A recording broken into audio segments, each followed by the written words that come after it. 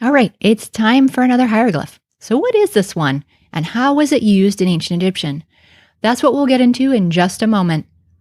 Welcome to Voices of Ancient Egypt. If you're new here, I'd love it if you'd click subscribe and ring that bell so you don't miss future videos like this one.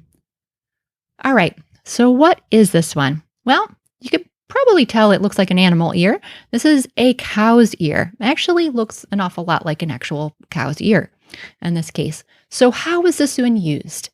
So one way it could be used is one that you might guess, which is as a determinative in words related to ears and things that ears do, like hearing. So if you're not familiar with what a determinative is, I recommend you download my half-hour hieroglyphs guide. It's free, and I'll link that in the description. All right, so that's not the only way that this sign could be used, though. It could also be used for the sounds of S, second D, and M. So in modern times, we pronounce this as sDm.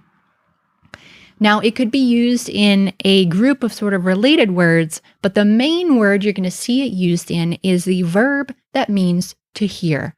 So still very heavily related to what it's pictured.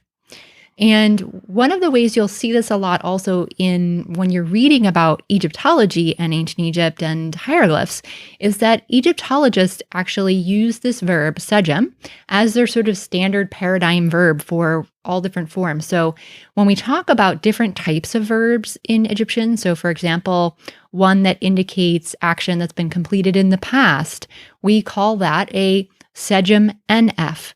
And this is all based on basically how you would write the verb sDm in that particular form with the third person masculine singular subject, meaning he, to put it more simply in English. So it would be like he heard, for example, or he had heard would be how you could translate this. So you'll hear Egyptologists say this kind of stuff a lot, like sDm NF, sDm F, sDm UF, etc.